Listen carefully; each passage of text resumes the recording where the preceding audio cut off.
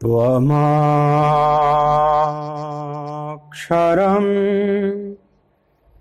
परमं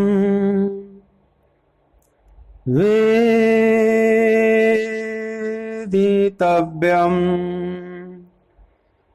त्वमस्य विश्वस्य परं निधानम् त्वमव्ययः शाश्वत धर्मगोप्ता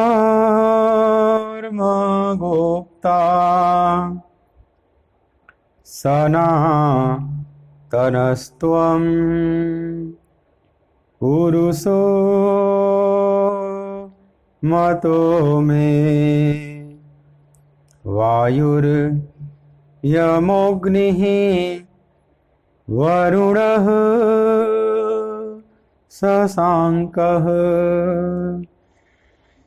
प्रजापतिस्त्वं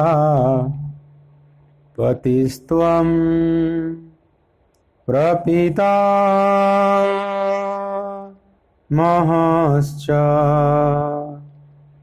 नमो नमस्तेस्तु सहस्रकृत्वः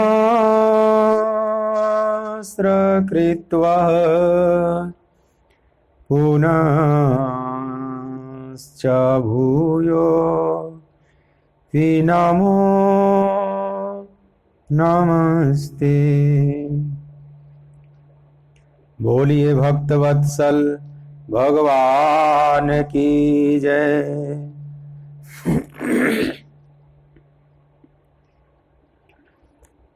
श्री राधे गोपाल भज मन श्री राधे, श्री राधे गोपाल भज मन श्री राधे, श्री राधे गोपाल भज मन श्री राधे।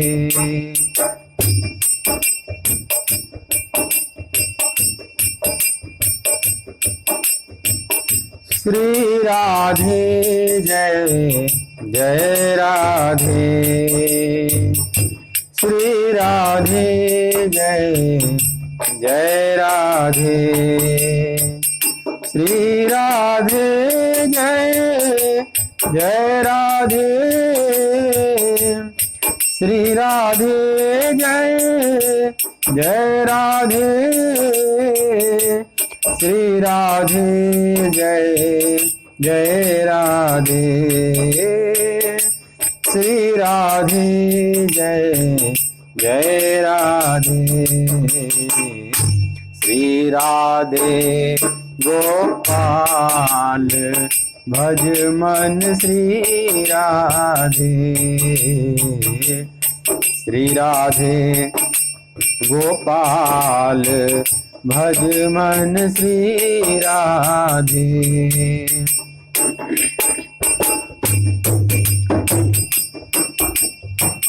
श्री राधे जय जय राधे, श्री राधे जय जय राधे, श्री राधे जय जय राधे, श्री राधे जय जय राधे, श्री राधे जय जय राधे, श्री राधे जय जय राधे। श्री राधे गोपाल भज मन श्री राधे, श्री राधे गोपाल भज मन श्री राधे, श्री राधे गोपाल भज मन श्री राधे, श्री राधे गोपाल भज मन श्री राधे। बोलिए श्री राधिका रमण बिहारी लाल की जय।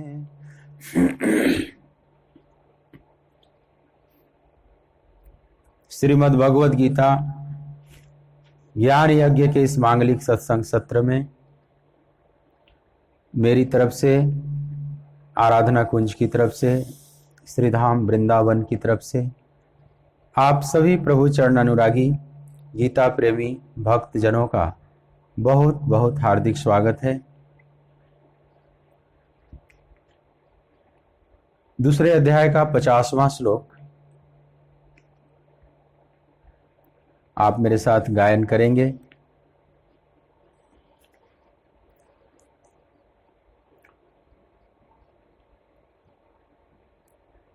बुद्धि युक्तो जहातिह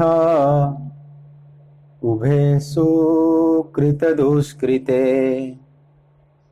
तस्माद् योगाय युज्यस्व योगः कर्मसु कौशलम्। बुद्धियुक्तो जहातिह उभे सुकृत दुष्कृते तस्माद् योगाय युज्यस्व योगः कर्मसु कौशलम्। और समबुद्धि युक्त पुरुष पुण्य और पाप दोनों को इसी लोक में त्याग देता है, अर्थात उनसे मुक्त हो जाता है। इससे तू समत्व रूप योग में लग जा। यह समत्व रूप योग ही कर्मों में कुशलता है, अर्थात कर्म बंधन से छूटने का उपाय है।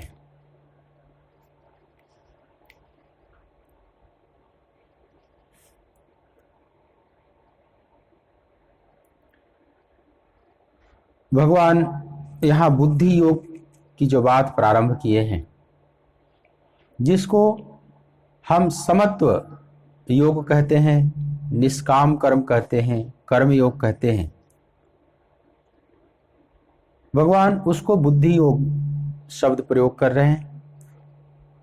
प्रारंभ में ही जब सांख्य की बात किया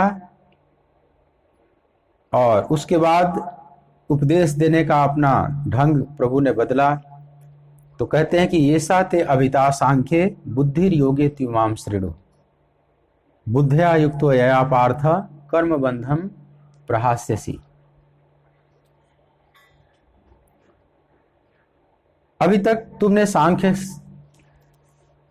के हिसाब से मेरी बात सुनी, अब इसी को बुद्धि योगे त्विमाम श्रेणु, अब तुम इसी को बुद्धि योग के माध्यम से सुन। भगवान शब्द यहां बुद्धि योग क्यों प्रयोग करते हैं?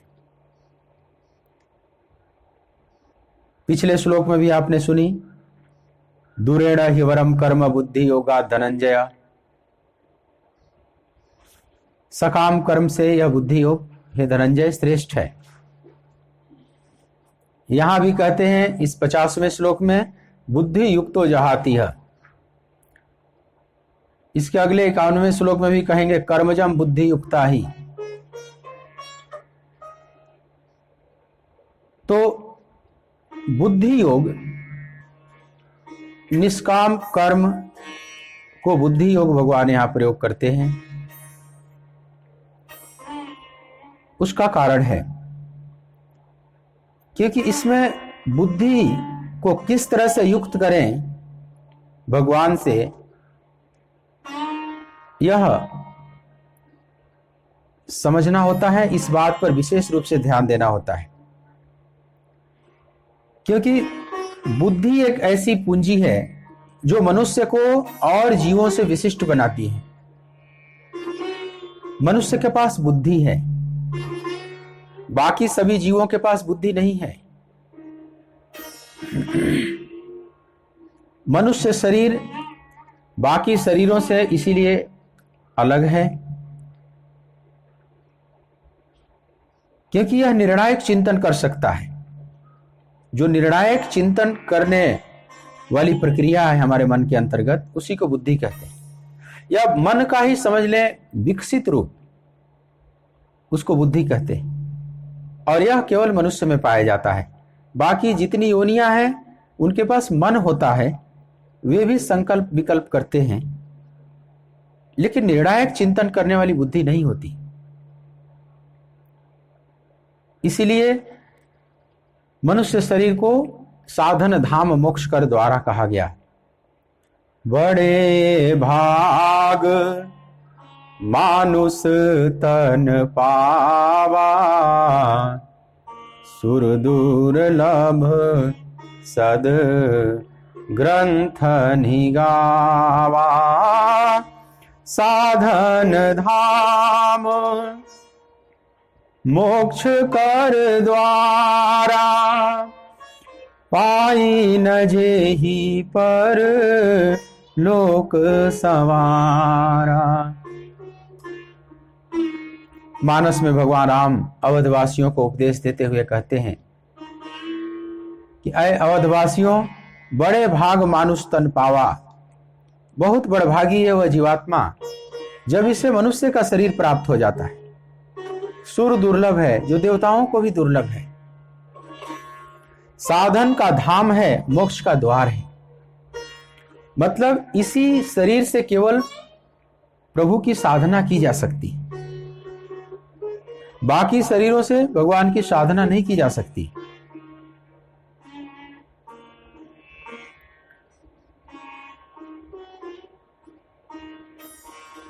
मोक्ष का द्वार है। जैसे ये मनुष्य शरीर एक द्वार की तरह है, जिससे आप निकलकर मुक्त हो सकते हैं। जैसे यह पूरा संसार एक कैद खाने की तरह है, तो समझ लें जो ये मनुष्य शरीर है, यह उस कैद खाने का द्वार है, जहां से हम बाहर निकल सकते हैं, जहां से हम मुक्त हो सकते हैं। पर प्रश्न उठता है कि मनुष्य शरीर ही कैद खाने की तरह क्यों है और इसमें द्वार है, बाकी बंद द्वार क्यों है? बाकी शरीर ऐसे कैद खाने हैं जिसमें कोई द्वार नहीं, केवल मनुष्य शरीर रूपी इस कैद खाने में द्वार है। लेकिन देखिए, द्वार का उभय प्रयोग होता है। आप द्वार से बाहर भी निकल सकते हैं और द्वार से भीतर भी आ सकते हैं। आपके घर में जो द्वार है वह दोनों काम करता है। आप उससे बाहर भी जाते हैं और उसी से भीतर भी आते हैं। उभय प्रयोग है इसका। तो मनुष्य का शरीर द्वार है, साधन धाम मोक्ष कर द्वारा। लेकिन साथ में यह भी समझना है कि बंधन का भी द्वार है। मनुष्य ही कर्मों के बंधन से बाहर निकल सकता है और मनुष्य ही कर्मों के कारण और बंध सकता है। बाकी जो योनियां हैं, न उसमें बंधन है न मुक्ति है, दोनों ही नहीं है। सिर्फ भोग योनियां हैं। इसलिए भगवान गीता में ही कहेंगे 15वें अध्याय में कि कर्मानुबंधिनी मनुष्य लोके। केवल मनुष्य शरीर में कर्मों के अनुसार बंधन तैयार होता है, बाकी शरीरों में नहीं। बाकी शरीरों में न बंधन तैयार होता है न मुक्ति है, वहां कुछ भी नहीं है। तो कर्मानुबंधिनी मनुष्य लोके, यहां मनुष्य लोके शब्द से भगवान ने प्रयोग किया कि मनुष्य शरीर में कर्मों के अनुसार बंधन तैयार होता है, बाकी शरीरों में नहीं। तो जब बंधन तैयार नहीं होगा तो वहां मुक्ति का भी कोई उपाय नहीं। मतलब वो सिस्टम ही नहीं है जिससे हम बांधे जाते हैं और मुक्त होते हैं। तो बड़े भाग मानुष तन पावा। लेकिन ध्यान दें, अगर आपने अपनी क्षमता का सदुपयोग किया तो आप बड़भागी हैं, बड़भागी मनुष्य है। लेकिन क्षमता का दुरुपयोग भी कर सकता है मनुष्य, क्योंकि कर्मों के अनुसार यहां बंधन भी तैयार होता है। तो वहां अगर इसका किसी ने दुरुपयोग कर दिया तो कह सकते हैं कि बड़े भाग्य नहीं, बड़े दुर्भाग्य मानुष तन पावा। मतलब मनुष्य के साथ उसका सौभाग्य और दुर्भाग्य दोनों पीछा कर रहा है। अब वो चाहे सौभाग्य का द्वार खोल ले, चाहे दुर्भाग्य का द्वार खोल ले, सौभाग्य का मार्ग चुन ले या दुर्भाग्य का मार्ग चुन ले, यह दोनों उसके हाथ में है। इतनी स्वतंत्रता उसमें है। लेकिन बाकी जो जीव हैं, न उनके पास सौभाग्य चुनने का मार्ग है, न दुर्भाग्य चुनने का मार्ग है। बस वे जैसा है, बस वैसे ही अपनी आयु के दिन पूरी करके उस शरीर को छोड़ देने के लिए वे विवश हैं। जैसे कोई रेडियो है और एक कोई टेप रिकॉर्डर है, दोनों में फर्क है। टेप रिकॉर्डर में जो आप कैसे डाल दिए हैं या जो चिप डाल दिए हैं, पेन ड्राइव डाल दिए हैं, बस उसी को फेंटता रहेगा। लेकिन रेडियो तो दूर रेडियो स्टेशन से कनेक्ट हो जाती है, दूर की तरंगों को पकड़ लेगी, उससे आप लाइव सुन सकते हैं, आंखों देखा हाल सुन सकते हैं। समाचार वहां से जो पढ़ा जाता है आप बिल्कुल डायरेक्ट सुन रहे हैं। और टेप रिकॉर्डर में आप केवल पुराने जो आपने उसमें रील में भर रखा है, जो आपके कैसेट में भरा हुआ है, आप केवल उसी को सुन सकते, उसमें आप लाइव नहीं सुन सकते। आप आंखों देखा हाल उसमें नहीं सुन सकते। रेडियो और टेप रिकॉर्डर में बहुत अंतर है। टेप रिकॉर्डर बहुत दीनहीन है, बस वो उतना ही है जितना आप मेमोरी कार्ड में उसको डाल रखे हो, बस उतना ही को फेंटता रहे, बार बार भी उसी को रिप्ले करता रहेगा। लेकिन रेडियो तो नित्य नूतन है। तो समझ ले बाकी शरीर टेप रिकॉर्डर की तरह है। उसमें जो रिकॉर्डिंग कर दी गई है, बिल्ट इन प्रोग्राम जो प्रोग्रामिंग कर दी गई है, बस उतना ही है। लेकिन जो मनुष्य शरीर है वो नित्य नूतन है। वो एकदम दूर की तरंगों को पकड़ सकता है। उसका कारण है कि इसके पास बुद्धि है। बुद्धि जैसी विशिष्ट चीज इसके पास है। और उसी बुद्धि की बात बार बार भगवान यहां कह रहे हैं, बुद्धि युक्तो जहाती है उभे सुकृत दुष्कृते कर्मजम बुद्धि युक्ता ही दूरेण ही औरम कर्म बुद्धि योगा धनंजय बुद्धौ शरणम अनिक्ष्व ऐसा ते अभिता सांख्य बुद्धि योगे त्विमां श्रेणु। बार बार बुद्धि योग की बात क्यों कर रहे हैं? भगवान को यह शब्द प्रिय है क्योंकि भगवान ने बड़ी स्पेशल रचना किया जब मनुष्य की, तो उसमें बुद्धि जैसी विशिष्ट चीज डाल दिया है। इसी से मनुष्य विशिष्ट हो गया, बाकी और किसी कारण से विशिष्ट नहीं है। बाकी आहार निद्रा भय मैथुन तो सभी कर रहे हैं, बाकी जीव भी कर रहे हैं, बड़े कुशलता से कर रहे हैं।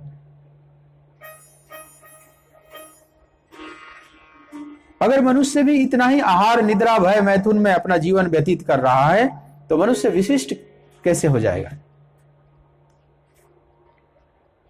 लेकिन नहीं, केवल इतने के लिए प्रभु ने इसको नहीं बनाया है। इसके पास बुद्धि रूपी यंत्र इसमें डाल रखा है।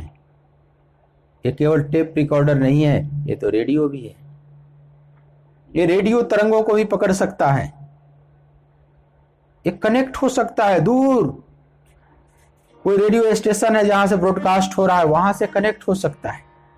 ऐसे ही अध्यात्म का दूर से कहीं ब्रॉडकास्ट हो रहा है, वो परमात्मा उस सूक्ष्म जगत से जो अपनी ध्वनि प्रसारित कर रहे हैं, वहां अपने बुद्धि के माध्यम से उससे युक्त हो सकता है।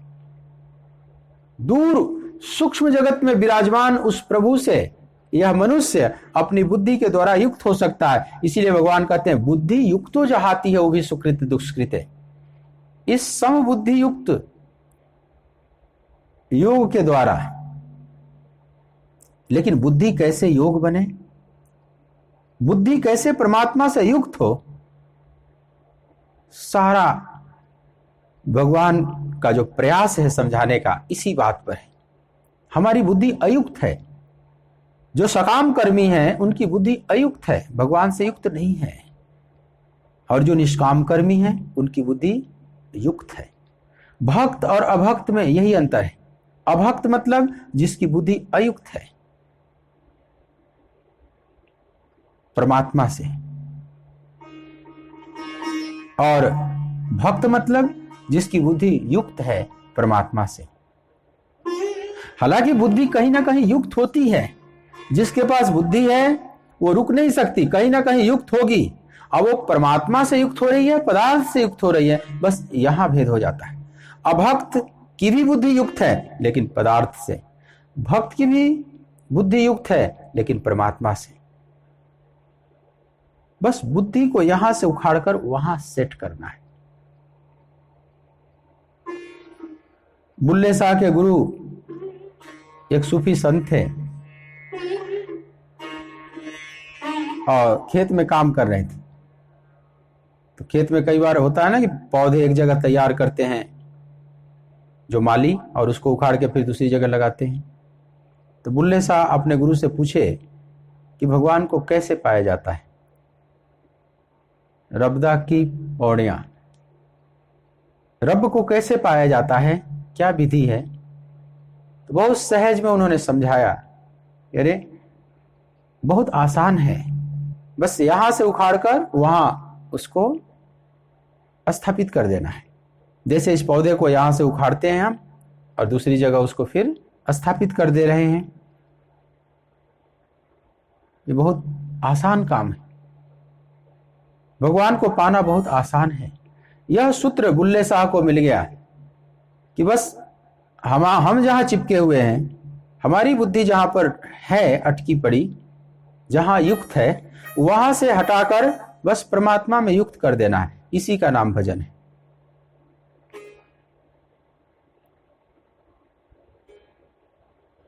बस हो गया भजन। बात कहने में तो बहुत आसान है, बात इतनी ही है और बात में कोई गलती नहीं है, किसी भी प्रकार की कोई दिक्कत वाली बात नहीं कि आधी बात कही गई, बात पूरी ही कह दी गई। लेकिन उतनी ही बात करने के लिए जन्मांतर लग जाते हैं। अनेक जन्म संसिद्ध सतो याति पराम गति। क्यों? क्योंकि बुद्धि इस तरह से चिपक गई है पदार्थों से कि उसको परमात्मा की तरफ मोड़ने में बहुत बल पड़ता है। इतना संस्कारित हो चुकी है कि उस संस्कारित बुद्धि को हटाकर फिर से परमात्मा में संस्कारित करना, ये जन्म जन्म का यह प्रयास से जाकर हो पाता है। बहुत श्रम साध्य है या बहुत समझ साध्य है। सांख्य के हिसाब से सांख्य कहेगा कि ये समझ साध्य है, बस एक समझ डेवलप कर लो, पर वो समझ भी तो इतनी जल्दी नहीं आती। योग कहता है कि बस ठीक से श्रम करो, योगस्थ कुरु कर्माणि, योग में स्थित होकर कर्म करो, संगम त्यक्त्वा, आसक्ति छोड़कर। कर्म पर जोर देता है योग, लेकिन कर्म करने की कला बताता है, कर्म कैसे करना है, वह कैसे कर्म कुशलता पूर्वक संपादित करें, योग बन जाए। योगः कर्मसु कौशलम। और सांख्य कहता है कि समझ विकसित करो,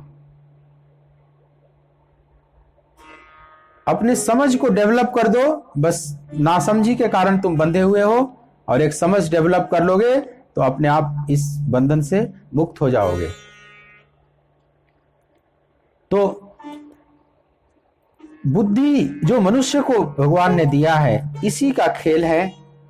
अब ये किधर डोल रही है, पदार्थ की तरफ या परमात्मा की तरफ, और कैसे परमात्मा की तरफ जाए, इसी का विज्ञान भगवान अर्जुन को समझाने का प्रयास कर रहे हैं। इसी विज्ञान को समझाने में पूरी गीता बोली गई है। पूरी गीता में भगवान ने उद्योग किया है, श्रम किया है अर्जुन के साथ। तो बुद्धि इसमें महत्वपूर्ण है, इसलिए बुद्धि की जिक्र कई बार भगवान करेंगे। 18वें अध्याय में फिर 3 प्रकार की बुद्धि बताएंगे, सात्विकी, राजसी और तामसी। तो राजसी और तामसी बुद्धि तो संसार की तरफ प्रवाहित होती है, केवल सात्विकी बुद्धि परमात्मा की तरफ प्रवाहित होती है। तो यहां सात्विकी बुद्धि जिसकी है, जो परमात्मा को पाने के प्यास से भर गई है, सात्विकी बुद्धि का मतलब जो प्रभु को पाने के प्रयास से या प्यास से भर गई है, और तामसी बुद्धि का मतलब, राजसी बुद्धि का मतलब जो संसार को पाने की लालसा से भर गई है। एक में लालसा है, एक में जिज्ञासा है, एक में कामना है, एक में मुमुक्षा है।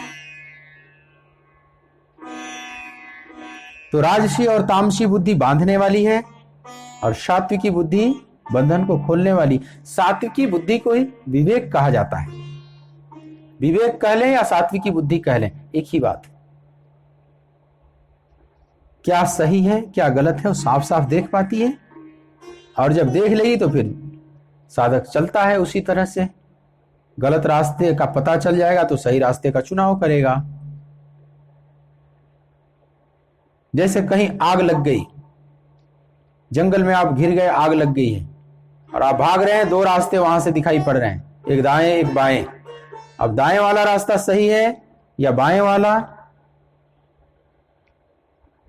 अगर मान लो दिखाई पड़ जाए, पता चल जाए कि ये दाएं वाला रास्ता सही है, बाएं वाले से मत जाओ, नहीं तो और भटक जाओगे जंगल में ही। तो अगर आप आग के भय से भागना चाहते हैं, बचना चाहते हैं, तो और पता चल गया तो आप दाएं रास्ते का ही उपयोग करेंगे, उसी रास्ते पर चलेंगे। तो सात्विकी बुद्धि जो विवेक है हमारे अंदर, वो साफ साफ हमें दिखाता है कि किस राह से चलना है, किस राह से बचना है। लेकिन बुद्धि होना मनुष्य के लिए सौभाग्य भी है और दुर्भाग्य भी है। इसी बुद्धि का अगर वो दुरुपयोग कर देता है तो बहुत नीचे भी चला जाता है। उसी बुद्धि को सीढ़ी बनाकर वह नीचे भी उतर सकता है, कुएं में उतर सकता है। उसी बुद्धि रूपी सीढ़ी का उपयोग करके वह छत पर भी चढ़ सकता है। उसका उभय प्रयोग है। तो बुद्धि का उपयोग दोनों मार्गों में करता है, सांख्यवादी भी करता है और कर्मयोगी भी करता है। सांख्य मतलब जिसमें ज्ञान, जिसको मार्ग कहा जाता है, जिसमें जो विचार प्रधान है, वो बुद्धि के उपयोग करता है विचार करने में। वह बुद्धि द्वारा, शुद्ध बुद्धि द्वारा, सूक्ष्म बुद्धि द्वारा, सात्विकी बुद्धि द्वारा वह विचार करता है, यह जो संसार दिखाई पड़ रहा है पदार्थ में, ये मैं नहीं हूं। नेति नेति का मार्ग, वो व्यतिरेक का मार्ग अपनाता है। यह भी नहीं, यह भी नहीं। जिसका वो दृष्टा बनता जा रहा है, जो उसका दृश्य बनता जा रहा है, उसको वो नकारता चला जाता है कि ये भी नहीं, ये भी ब्रह्म नहीं, ये भी ब्रह्म नहीं। और जब नेति नेति करते करते अंत में जहां बुद्धि भी अब समाप्त हो जाती है, क्योंकि बुद्धि भी जब तक पदार्थ है, जब तक प्रकृति है, तभी तक बुद्धि निर्णय दे सकती है। बुद्धि वहां तक कह सकती है ये भी नहीं, ये भी नहीं। लेकिन उसके बाद नेति नेति के बाद एक अवस्था आती है जहां बुद्धि नहीं जा सकती। बुद्धि बस अब वहां से इशारा कर सकती है कि बस अब इसके आगे मैं नहीं जा सकती, पर इसके आगे अब प्रकृति नहीं, अब जिसको तुम ढूंढ रहे हो वो परम ब्रह्म भी है। जैसे नदी से पार करते हैं आप नौका से, तो नौका नदी तक ही ले जाएगी, एकदम किनारे तक ला देगी आपको। अब उसके आगे नौका नहीं जाएगी, वहां रुक जाएगी। लेकिन नौका मानो इशारा कर रही है कि मैं अब नहीं जा सकती, लेकिन तुझे इस भवसरिता से मैंने पार उतार दिया, अब आप जा सकते हैं अपने गंतव्य को, मैंने उस पार उतार दिया। देखो नौका का कितना सुंदर उपयोग है। नौका नहीं जा सकती, नौका खुद भवसरिता में पड़ी हुई है, नौका खुद नदी में पड़ी हुई है, लेकिन दूसरों को नदी से पार करा देती है। ये बड़े एक मजे की बात है। जो खुद नदी में ही रहता है, सूखे पर नहीं चल सकता, वो दूसरों को लेकिन पार करा रहा है। वैसे ही बुद्धि रूपी नौका स्वयं जबकि प्रकृति में ही है, प्रकृति का ही एक अंश है, यह अंतःकरण है, लेकिन फिर भी प्रकृति से बाहर करने में ये हमारे लिए मददगार है। बुद्धि रूपी नौका पर बैठकर हम प्रकृति के किनारे तक चले जाएंगे, जहां अब प्रकृति का अतिक्रमण करने की अवस्था आ जाती है, लेकिन बुद्धि कहेगी कि अब इसके आगे मेरी गति नहीं है, लेकिन आपको उस छोर पर मैंने ला दिया जहां से अब आप प्रभु के राज्य में प्रवेश कर जाएंगे। तो नेति नेति तक ले जाएगी। नेति नेति के बाद बुद्धि वहां अपना विचार करना बंद कर देगी और उसके बाद निर्विचार की अवस्था प्राप्त होती है। तो सांख्य योगी विचार करते करते अपने बुद्धि का सहारा लेकर बुद्धि से ही विचार करेगा, तत्व विचार करते करते अंत में निर्विचार में डूब जाता है। विचार के सागर में गोते लगाते लगाते निर्विचार में प्रवेश कर जाता है। एक वेदांत का ग्रंथ है निर्विचार सागर, विचार सागर, निश्चल दास जी ने लिखी है, दादू के शिष्य थे। विचार सागर किसी समय उत्तर भारत में यह पुस्तक बहुत महत्वपूर्ण रही, बहुत पढ़ा जाता था। विचार सागर आज भी पढ़ते हैं वेदांत के जो स्वाध्याय करते हैं, विचार चंद्रोदय, विचार सागर।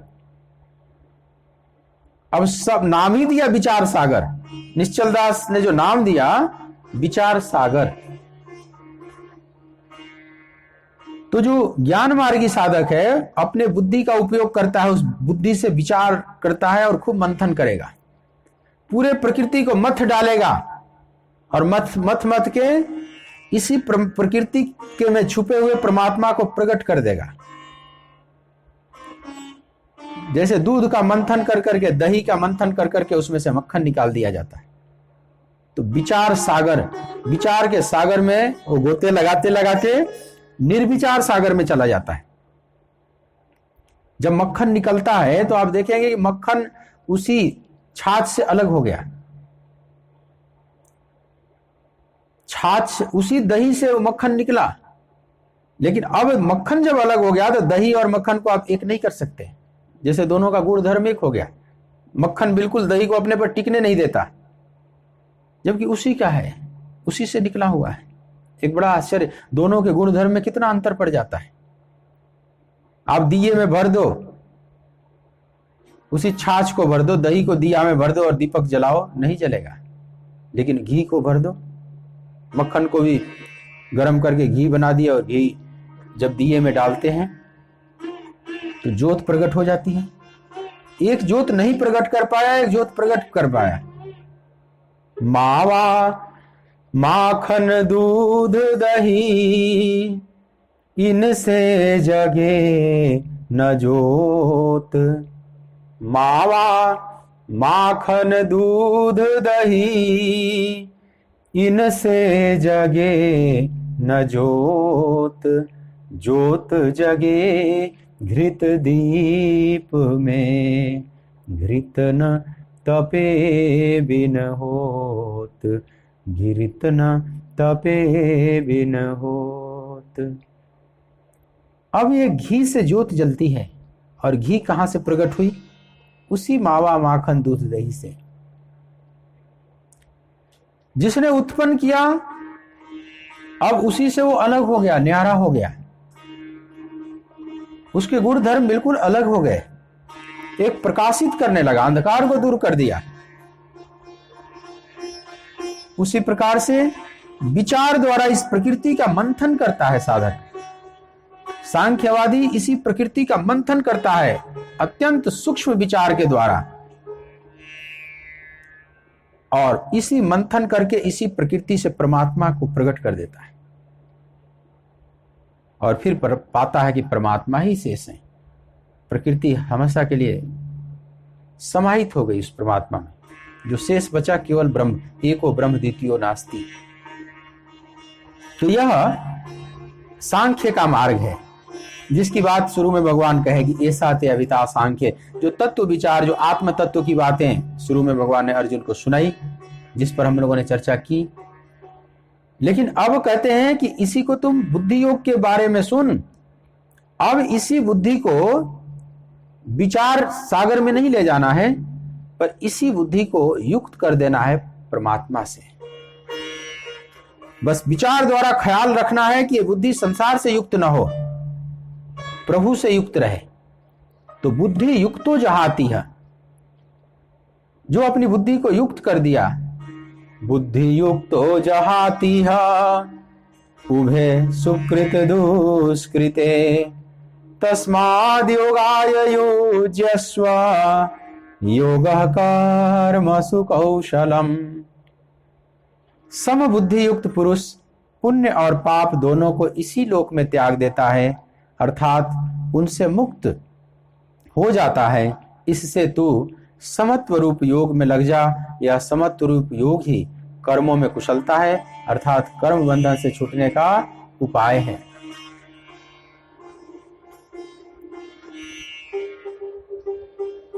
तो बुद्धि युक्तो, यही जो बुद्धि है भगवान ने स्पेशल दिया है मनुष्य के लिए, और इसलिए दिया है कि तुम मेरे से युक्त हो सको, इसका आश्रय लेकर तुम मुझे प्राप्त कर सको, सत्य का बोध कर सको। इसीलिए मनुष्य का शरीर और शरीरों से विशिष्ट है। देखिए, पंचकोश की बात की जाती है वेदांत के ग्रंथों में। अन्नमय कोश, प्राणमय कोश, मनोमय कोश, विज्ञानमय कोश और आनंदमय कोश। कोश माने एक तरह से खजाना भी कह सकते हैं, या कोश जिसमें वस्तु रखी जाती है। जैसे मयान में तलवार रखा जाता है, तो मयान जो है कोश हो गया तलवार का। शब्द कोश, जहां शब्द इकट्ठे रहते हैं उसको शब्द कोश कहते हैं। जहां धन इकट्ठा किया जाता है उसको कोश बोलते हैं ना, जहां धन। तो हमारी जो आत्मा है ये पंच कोशों में ढकी हुई है, या समझ लो पंच कोश, हमारे पास 5 खजाने हैं। तो अन्नमय, जिससे स्थूल शरीर बनता है, अन्न खाने से जो शरीर बनता है, ये जो बाहर का शरीर है स्थूल शरीर, अन्नमय कोश से बना है। इस शरीर में जो शक्ति है, जो ऊर्जा तत्व है, प्राण तत्व है, वो प्राणमय कोश। एक स्थूल शरीर है और इसमें जो शक्ति विभाग है वो अलग है, तो वो प्राणमय कोश है। और इसमें हम जो सूक्ष्म शरीर में संकल्प विकल्प करते हैं वो है मनोमय कोश। तो ये 3 तो बाकी जीवों में भी है, उनके पास भी शरीर है, उनके पास भी शक्ति है, वे भी विचार करते हैं, मन है उनके पास, संकल्प करते हैं। लेकिन जो विज्ञानमय कोश है वो उनके पास नहीं है। यही बुद्धि, जिसके पास बुद्धि है उसी के पास विज्ञानमय कोश है, मतलब विशिष्ट ज्ञान,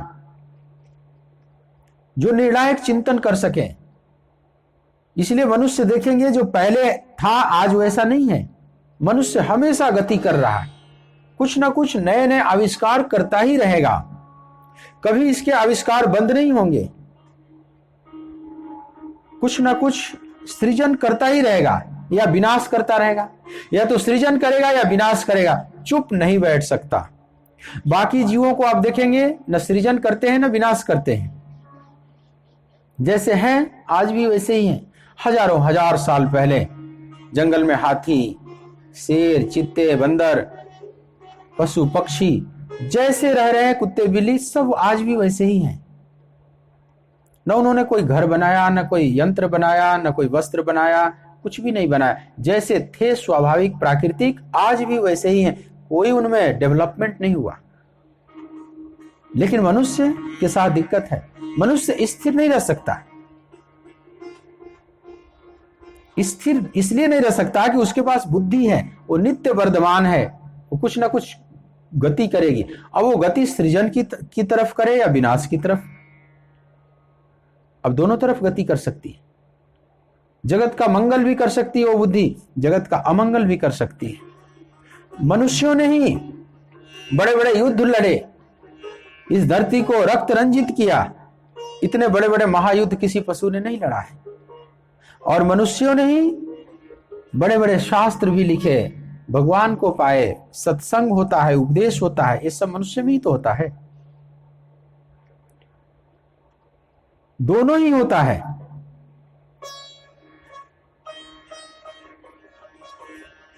ये जो सत्संग इत्यादि है ये भी पशु योनि में नहीं हो सकता।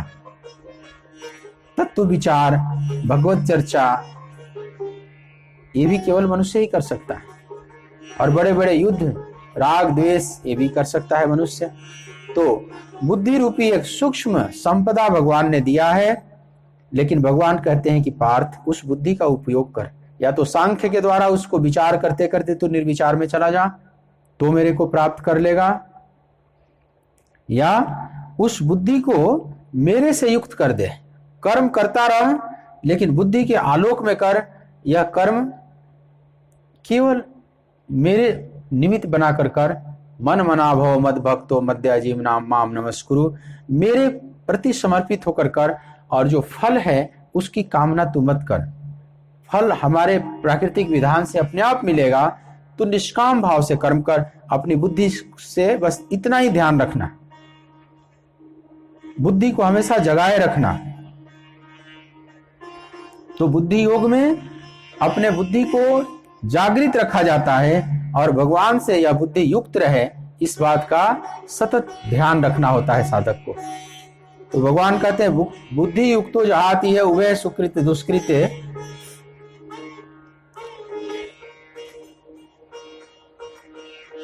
जब बुद्धि को युक्त कर देता है साधक तो उभय सुकृत दुष्कृत्य, माने सुंदर कृत्य या दूषित कृत्य, दो प्रकार का कृत्य होता है।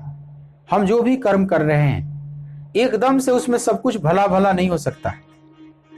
कितना भी हम कर्म करेंगे उसमें कहीं ना कहीं दूषित कर्म भी हो ही जाता है।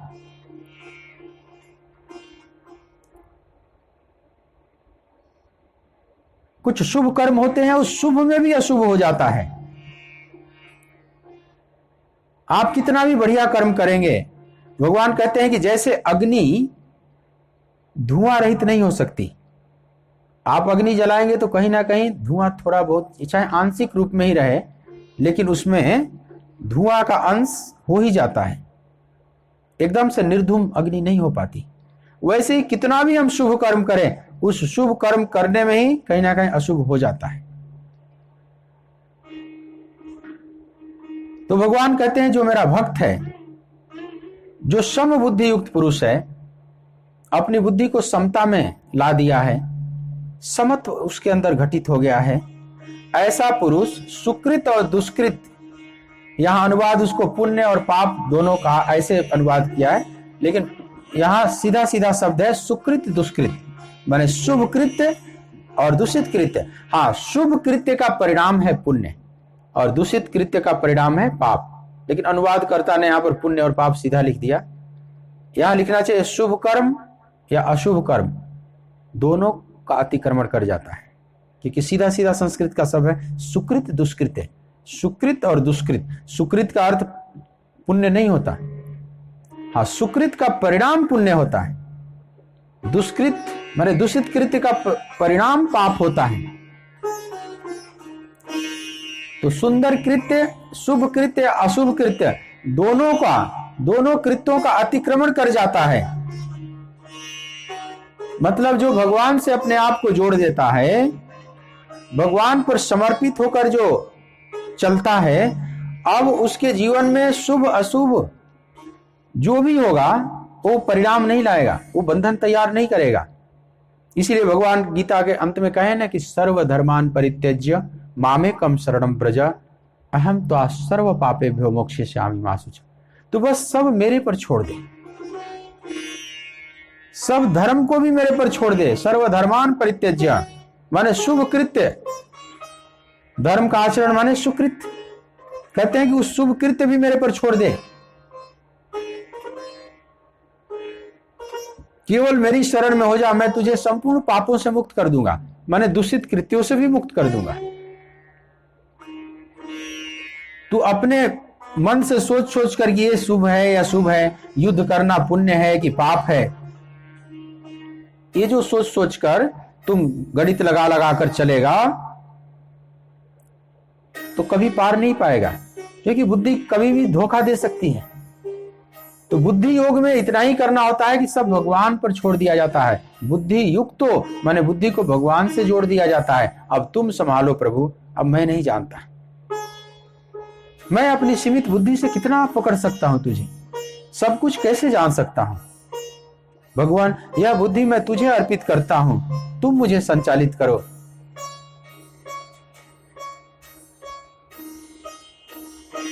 तो भगवान कहते हैं कि तुम अगर मेरे पर सब छोड़ दोगे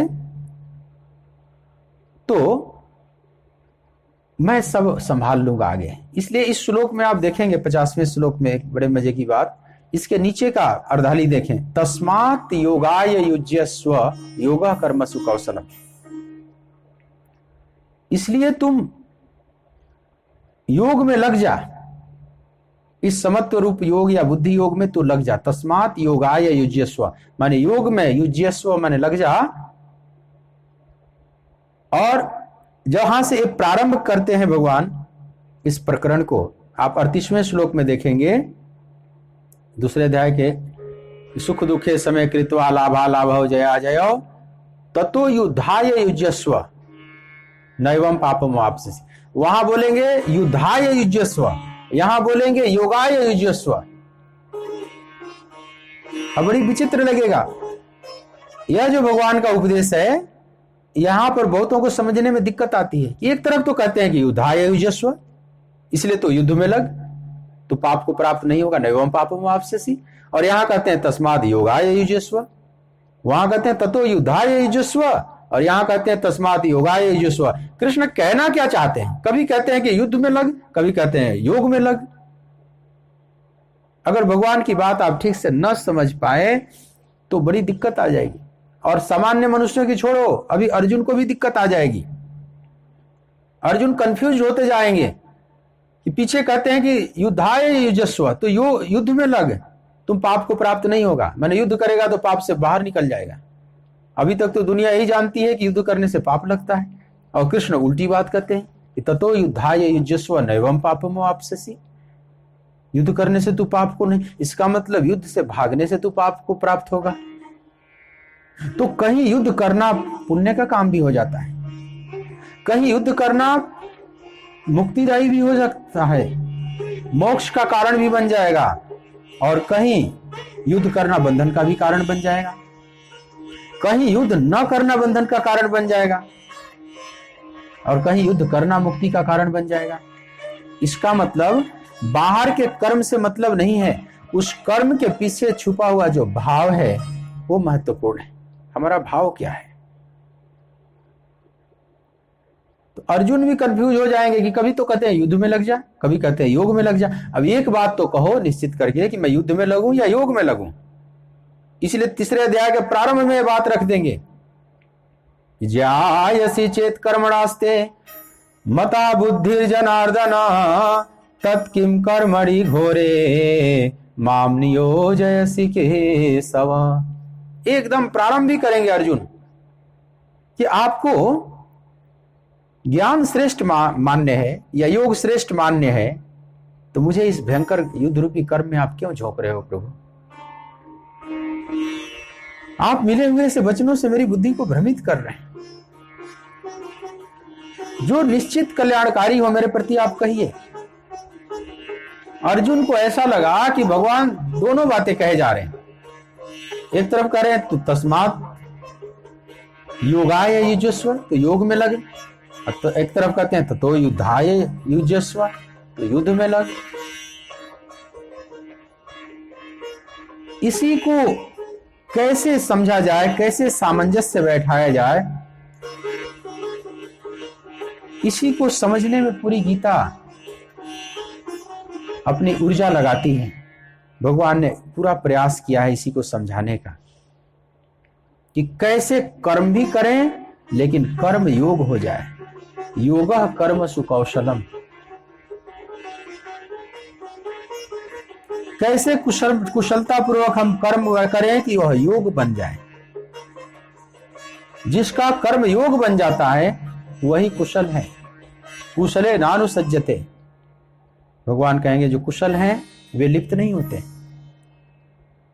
अकुशल लिप्त हो जाते हैं। अकुशल वो है जो संसार में लिप्त हो जाता है, और कुशल वो है कि उसी कर्म का आधार बनाकर और कर्म के जाल से बाहर निकल गया, मैंने कर्म को योग बना लिया।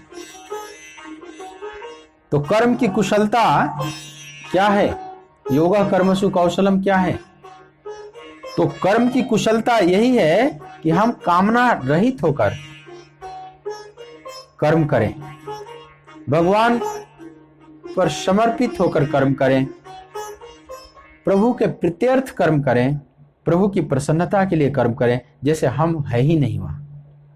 जैसे अशुल्क दासिका, जैसे गोपियां कहती हैं कि हम तो बेमोल दासिकाएं हैं गोविंद, हमें तो कुछ चाहिए भी नहीं, हमें कोई मोल नहीं चाहिए, कोई कामना नहीं है मेरे अंदर, लेकिन हम दासी हैं, मतलब कर्म पूरा करेगी। दासी का मतलब जो कर्म पूरा करे, पूरी सेवा करेगी, लेकिन कामना रहित। हमें कुछ और नहीं चाहिए, हमें कोई सैलरी नहीं चाहिए, हमें कोई तनख्वाह नहीं चाहिए। यही कर्म की कुशलता है कि कर्म करें लेकिन निष्काम भाव से। तो जो निष्काम भाव से कर्म किया जाता है वह योग हो जाता है, मतलब प्रभु की तरफ बढ़ाने लगता है। मतलब निष्काम में या तो कोई फल लगेगा तो वो परमात्मा का फल लग जाएगा।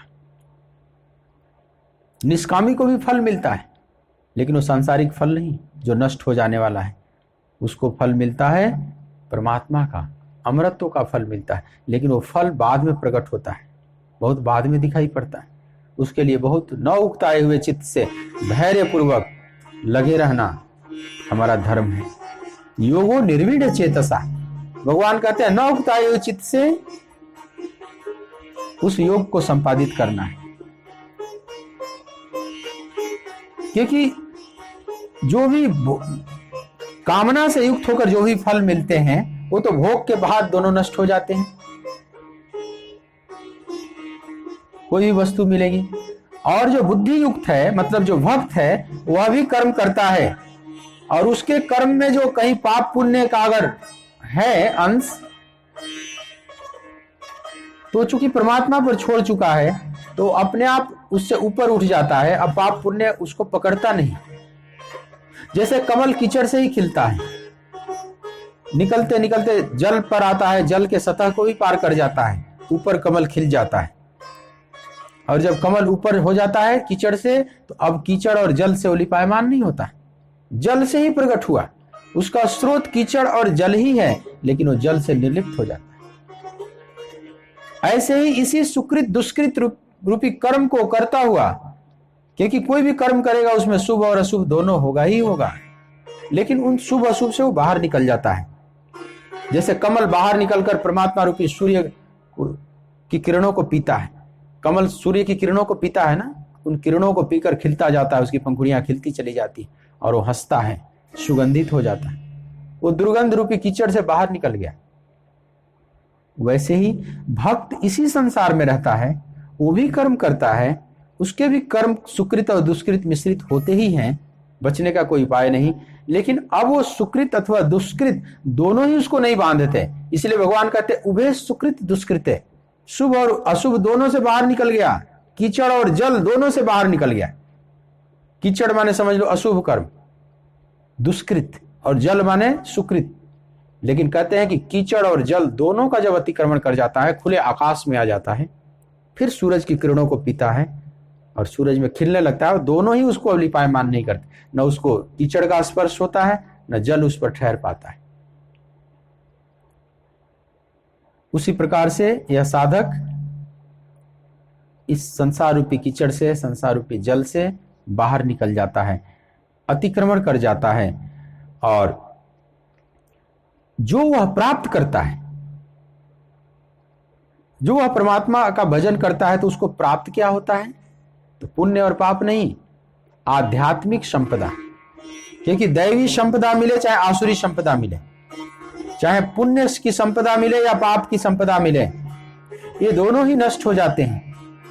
लेकिन जो आध्यात्मिक पूंजी है, जो भजन करते हैं साधक, उनके पास जो पूंजी इकट्ठी होती है वह आध्यात्मिक पूंजी है। वह आध्यात्मिक पूंजी किसी भी प्रकार से नष्ट नहीं हो सकती, वो खो नहीं सकती।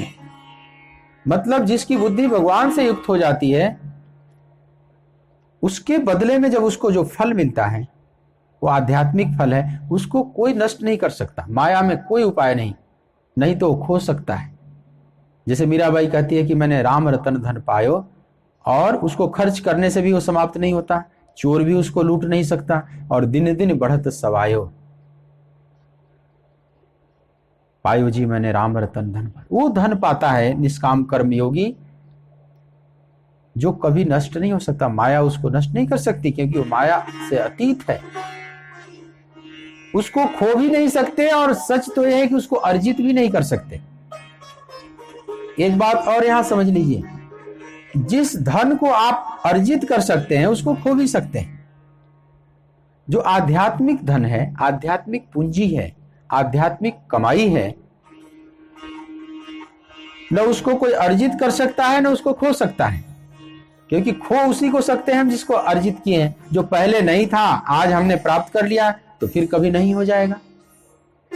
तो आध्यात्मिक पूंजी अर्जित नहीं की जाती, आध्यात्मिक पूंजी हमारे अंदर भरी हुई है, बस उसको अनावृत किया जाता है। वो आध्यात्मिक पूंजी ढकी हुई है। मेरा हीरा हेराई गया कचड़े में, 5-25 के झगड़े में मेरा हीरा हेराई गया कचड़े। ये 5-25 जो प्रकृति के विभाग हैं, इसी कचड़े में वो हमारा आत्मिक संपदा रूपी हीरा हेरा गया है। बस उसको प्रकट करना है, अनावृत करना है।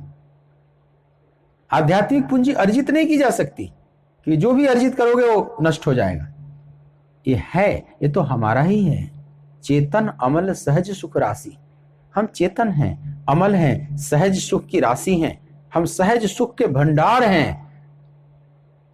हमें किसी से मांगना नहीं, किसी से भिक्षा नहीं मांगनी है उस संपदा की। वो संपदा हमारे में भरी हुई है, बस हम विस्मृत हो गए, हमें नहीं पता।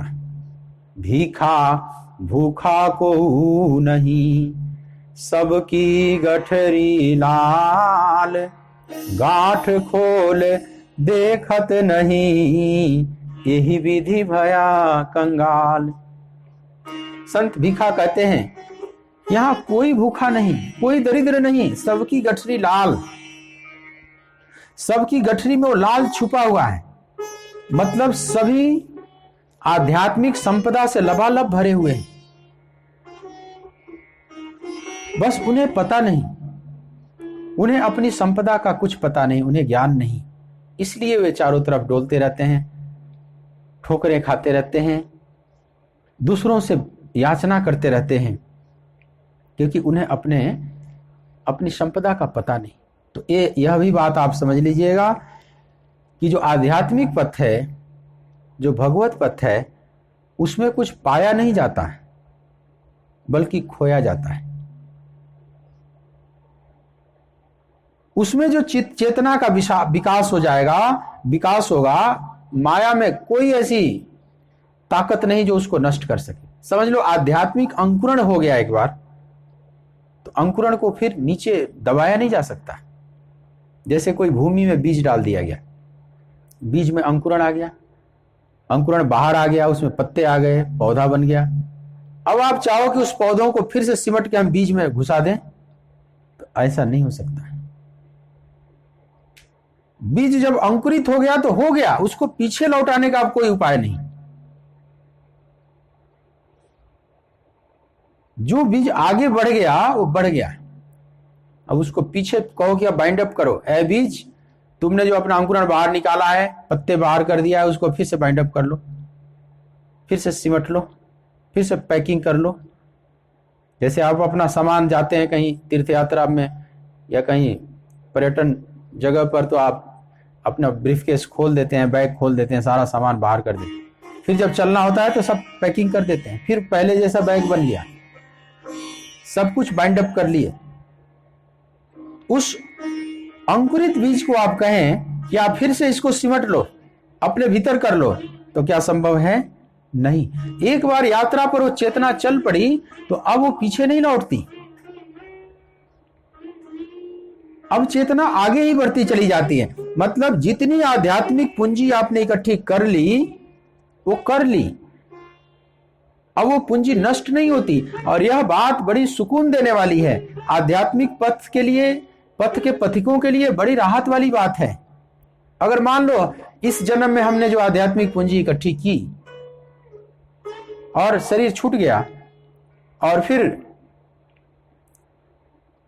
अगले जन्म में फिर वहीं से फिर से यात्रा प्रारंभ करो, फिर से आध्यात्मिक पूंजी इकट्ठी करो, और उस जन्म में भी नहीं बात बनी तो फिर से मर गए, तो फिर सब जीरो हो गया, तब तो शायद कोई पा ही ना सके भगवान को। तब तो शायद प्रकृति के इस जाल से कोई बाहर ही ना निकल सके, क्योंकि एक जन्म में कोई शायद ही निकलता हो। अनेक जन्म संसिधस ततो याति पराम गतिम, या बहुनाम जन्मनाम अंते ज्ञानवान माम प्रपद्यते। भगवान कहते हैं बहुत जन्मों के अंतिम जन्म में, इसका मतलब बहुत जन्मों की यात्रा है। तो बहुत जन्मों की यात्रा में यही अच्छी बात है कि जिस जन्म में जितनी हमने अर्जित किया है वो सुरक्षित हो गई, वो पूंजी हमारी सुरक्षित हो गई। चेतना जितना विकसित हुई, आध्यात्मिक चेतना उतनी सुरक्षित हो गई। जितनी पंखुड़ियां खिल गए, जैसे कमल है और उसकी जितनी पंखुड़ियां खिल गए उतने खिल गए, अब वो बंद नहीं होंगे, अब फिर रिटर्न नहीं हो सकते। तो अब आगे धीरे धीरे वो खिलता चला जाएगा, चाहे उस जन्म कितना भी लग जाए, समय कितना भी लग जाए। यही इसमें सुंदरता है कि हम आगे ही बढ़ते चले जाते हैं, पीछे लौटने का कोई उपाय नहीं। इसलिए आप जो भी शुभ कर्म करते हैं, शुभ अशुभ कर्म भी क्या कहो, आध्यात्मिक कर्म, क्योंकि सुकृत दुष्कृत वाला बात यहां नहीं चल रही। जो आप ये गीता का सत्संग सुन रहे हैं, ये कोई सुकृत नहीं कर रहे हैं, ये आप आध्यात्मिक कर्म कर रहे हैं, क्योंकि सुकृत का भी पुण्य है फल परिणाम। तो आप पुण्य अर्जित नहीं कर रहे हैं। मान लो भगवत गीता का आप भाव से प्रवचन सुन रहे हैं और उसके अनुसार साधना कर रहे हैं, तो जो आपके भीतर जो पूंजी इकट्ठी हो रही है, वो पुण्य की पूंजी नहीं इकट्ठी हो रही है, वो आध्यात्मिक पूंजी इकट्ठी हो रही है। भगवान कहते हैं वो तो दोनों को अतिक्रमण कर जाता है, जहाती है, मतलब उससे मुक्त हो जाता है। शुभ अशुभ दोनों से आप बाहर होकर आध्यात्मिक पूंजी इकट्ठी कर रहे हैं। भगवान कहते हैं कि पार्थ, इसलिए तुम समत्व भाव में स्थित होकर मेरे प्रति समर्पित होकर तुम कर्म कर, योग कर। वह कर्म योग हो जाएगा, चाहे युद्ध भी करेगा वह योग हो जाएगा। सब कुछ मेरे पर छोड़कर निमित्त मात्रम भव सब्यसाचिन, केवल तू निमित्त मात्र होकर हे सब्यसाचिन तू कर्म करेगा, तो वह जो कर्म है उसका परिणाम मांगलिक होगा, मतलब वो कर्म योग बन जाएगा, चाहे युद्ध ही क्यों ना हो। इसीलिए कहते हैं योगाय युज्यस्व चाहे युद्धाय युजस्व, दोनों एक ही बात है। युद्ध अगर मेरे पर समर्पित होकर करोगे तो वह योग हो जाएगा। तो अर्जुन को भगवान तीसरे अध्याय में जब प्रश्न उठाएंगे तो भगवान फिर समझाते चले जाएं कि पार्थ मैं कर्मों को छोड़ने के लिए नहीं कह रहा हूं। जब मैं कहता हूं कि योगाय युजस्व, इसका मतलब ये नहीं कह रहा हूं कि तू सब कुछ छोड़ के चला जाए कुरुक्षेत्र से, किसी जंगल में जाकर बैठ जाए, किसी नदी के किनारे बैठकर तू योग साध, यम नियम आसन प्राणायाम प्रत्याहार धारणा ध्यान समाधि ये सब करने के लिए मैं नहीं कह रहा हूं कि कहीं छोड़कर भाग जाओ और वहां पर ये सब शुरू कर दो, मतलब योग करने जा रहे हो, योगाय युजस्व नहीं। भगवान कहते यही रहना है, इसी रथ पर रहना है, पूरा अपने गांडीव को संभाले रहना है, तर्कस पूरे बाणों से भरे रखना है, युद्ध भी करना है, लेकिन माम अनुस्मृत्य च, उसमें शर्त है मेरा स्मरण करते हुए युद्ध कर, मतलब तेरे चित्त में मैं रहूं, मेरे पर समर्पित होकर केवल तू इस धर्म युद्ध रूपी कर्म को कर, और ये धर्म युद्ध ही तेरे मुक्ति का कारण बन जाएगा। कोई भी कर्म कुशलता पूर्वक किया जाए तो योग हो जाता है। योगा कर्मसु कौशलम, योगा कर्मसु कौशलम के दो अर्थ किया है संतों ने। कुछ संतों ने किया है कि कर्म की कुशलता ही योग है, माने कुशलता पूर्वक हम जो कर्म संपादित करते हैं तो योग हो जाता है। और कुछ कहते हैं कि यह जो योग है वो कर्मों में कुशलता है। समत्त रूपी जो योग है, जिसकी बात भगवान कहते हैं बुद्धि योग जो है, माने बुद्धि योग ही कर्मों में कुशलता है। बहुत से हम कर्म करते हैं, लेकिन सारे कर्म कुशलता को प्रदान नहीं करते। सारे कर्म मंगलमय पद को प्रदान नहीं करते। मंगल भवन अमंगल हारी, सारे मंगल को करने वाले और अमंगल का हरण करने वाले नहीं होते। तो कौन सा कर्म? तो जो बुद्धि योग से किया गया कर्म है या समत्व योग से किया गया जो कर्म है वही कुशलता है। मतलब जो समत्व भाव से कर्म करता है वह कुशल है, और जो कामनाओं से युक्त होकर मतलब विषम भाव से, कामनाओं से युक्त होगा तो चित्त विषम होगा ही होगा, मतलब विषम होकर जो कर्म करता है वह अकुशल है। तो या तो ये कह लें कि समत्व योग ही कर्मों में कुशलता है, या दूसरी बात भी ठीक है कि कर्मों में कुशलता ही योग है। कुशलता पूर्वक अपने कर्म को संपादित कर देना ही योग है। तो कोई भी कर्म हम करते हैं, जो भी हम कर्म करते हैं उसको कुशलता पूर्वक कैसे करें? तो कुशलता पूर्वक करने का मतलब सदा प्रभु के स्मरण से भरे रहें, और जो भी प्रारब्धवश हमें कर्म करने को मिला है लेकिन वो सब प्रभु पर अर्पित होकर करें। जैसे हम तो निमित्त बनाए गए और समत्व में स्थित होकर बड़े शांत भाव से जो भी ड्यूटी आपको दी गई है उसको बड़े शांत भाव से, मतलब कर्म करने का ही आनंद लें, रो रो कर कर्म न करें।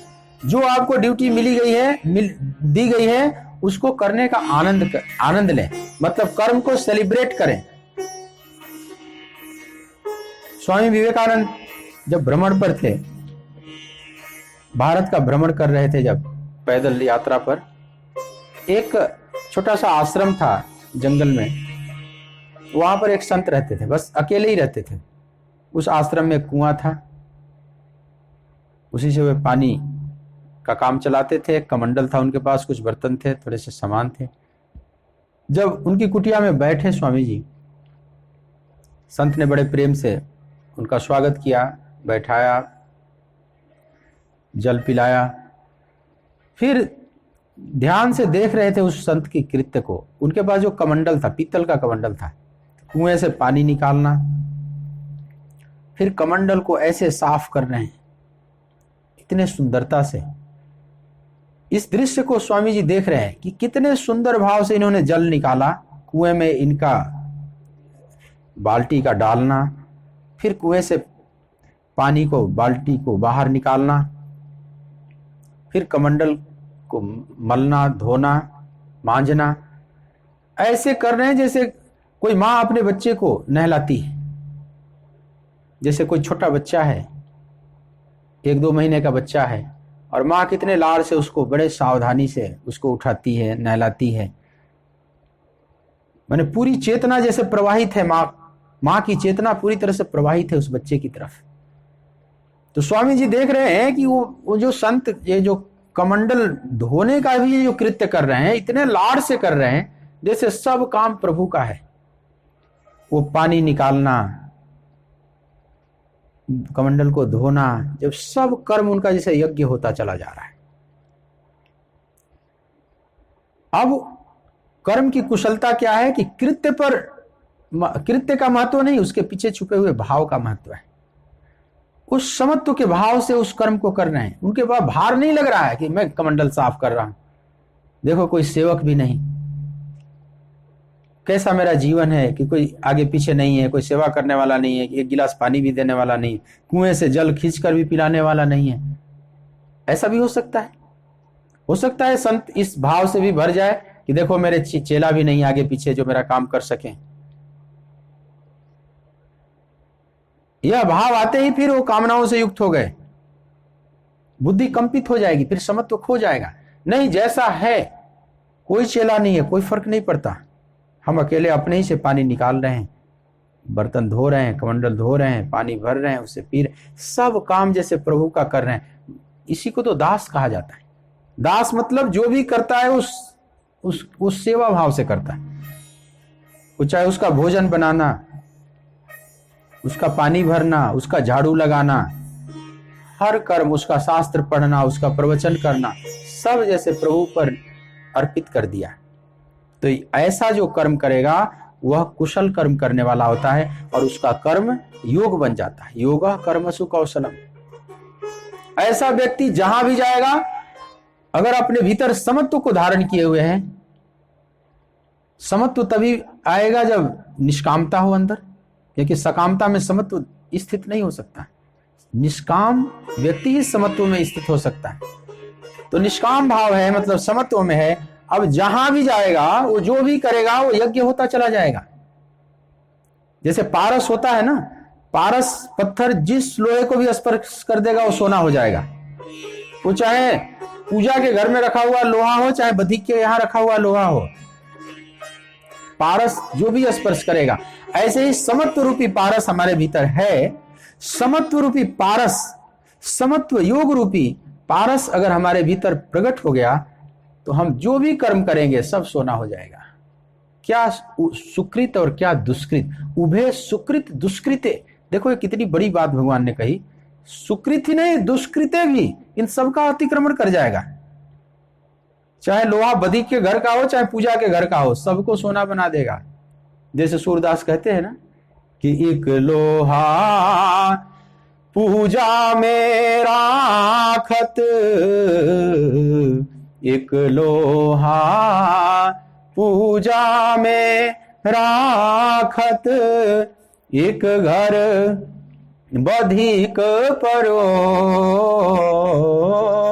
एक घर बधिक परो,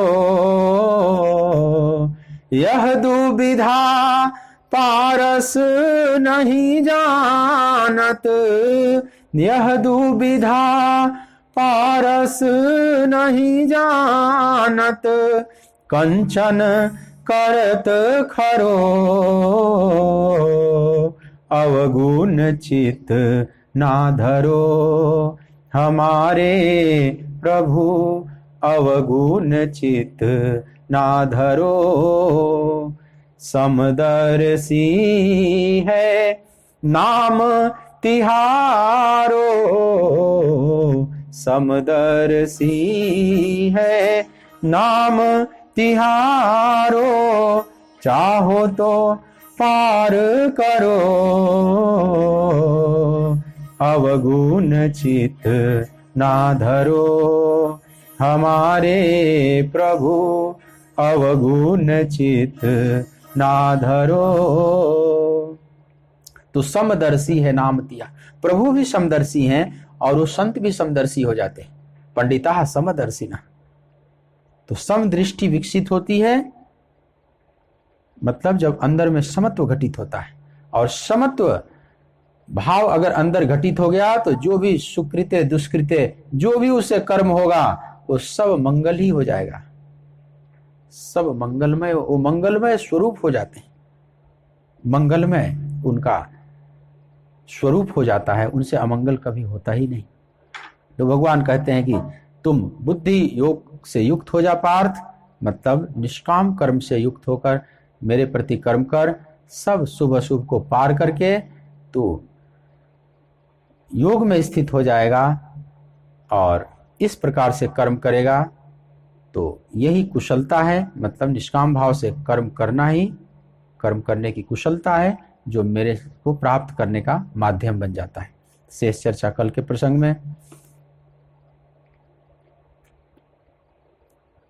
गोविंद बोलो हरि गोपाल बोलो, गोविंद बोलो हरि गोपाल बोलो, राधा रमण हरि गोपाल बोलो, राधा रमण हरि गोपाल बोलो, गोविंद बोलो हरि गोपाल बोलो, गोविंद बोलो हरि गोपाल बोलो, राधा रमण हरि गोपाल बोलो, राधा रमण हरि गोपाल बोल, गोविंद बोलो हरि गोपाल बोलो, गोविंद बोलो बोलो गोपाल बोलो, राधा रमण हरि गोपाल बोलो, राधा रमण हरि गोपाल बोलो,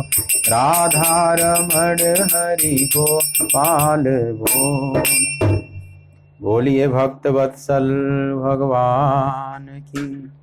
एक सूचनार्थ आप सभी को, परसों गीता जयंती है 25 दिसंबर को इस बार, क्राइस्ट की जयंती है और कृष्ण की वाणी गीता की भी जयंती है। तो छोटे स्तर पर गीता जयंती का कार्यक्रम आश्रम में होगा। पूरी गीता का पाठ होगा, कुछ अध्यायों के श्लोकों से हवन भी होंगे। तो परसों सुबह की कथा नहीं होगी, परसों की कथा विश्रांति रहेगी। आप अपने घर पर जहां भी होंगे आप गीता का पाठ करेंगे। पूरी गीता न कर सके तो कुछ अध्यायों का भी आप कर सकते हैं, जितना भाव बने, जितना समय सुविधा हो। आप सभी गोविंद की जो वाणी है, गीत गोविंद, इस भगवत गीता का आप पाठ करेंगे, मनन करेंगे, भगवान से प्रार्थना करेंगे, पूजन करेंगे। जो आना चाहे आराधना कुंज वे आ भी सकते हैं। छोटे स्तर पर एक छोटा सा कार्यक्रम रखा गया है, कोरोना की वजह से बृहद रूप में नहीं, छोटे रूप में रखा गया है। फिर भी जिनके पास समय सुविधा हो भक्तवृंद, आप आ सकते हैं वृंदावन। और कल की कथा होगी, लेकिन परसों कथा को विश्राम दिया जाएगा। सब अपने अपने घर में जो जहां हैं वहीं पर लगेंगे। बोलिए भक्त वत्सल भगवान की जय। ओ